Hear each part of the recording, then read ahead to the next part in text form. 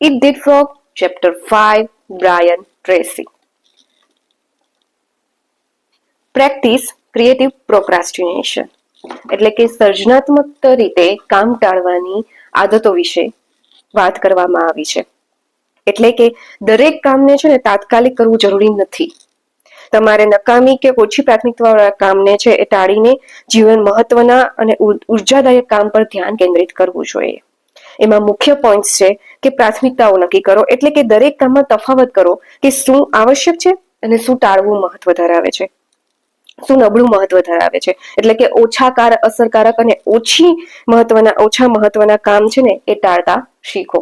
Number 2 છે કે તમે બધા જ કામ કરી શકતા નથી, એટલે કે તેથી ઓછા મહત્વના કામો છે એને પ્રાથમિકતા ન આપતા મહત્વના કામો પર ધ્યાન કેન્દ્રિત કરો. એટલે કે નકામા કામને તમારા સમય અને ઉર્જા ન આપો. તમારી તાકાત અને સમયને છે એ હંમેશા ઉચ્ચ મૂલ્યવાળા લાંબા ગાળાના ફાયદા આપનારા કાર્યમાં જ રોકો.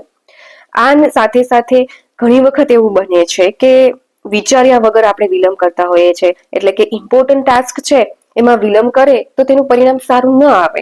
એટલા માટે જાણ્યા વગર કોઈ પણ કામ કે વસ્તુમાં વિલંબ ન કરવો. એટલે મેં આગળ કહ્યું એમ કે તફાવત કરો કે આ મહત્વનું છે અને આ નકામું છે.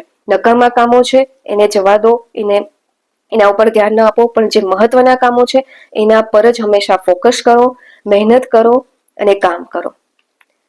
Eat That Frog, Chapter 6, next video. Bye bye.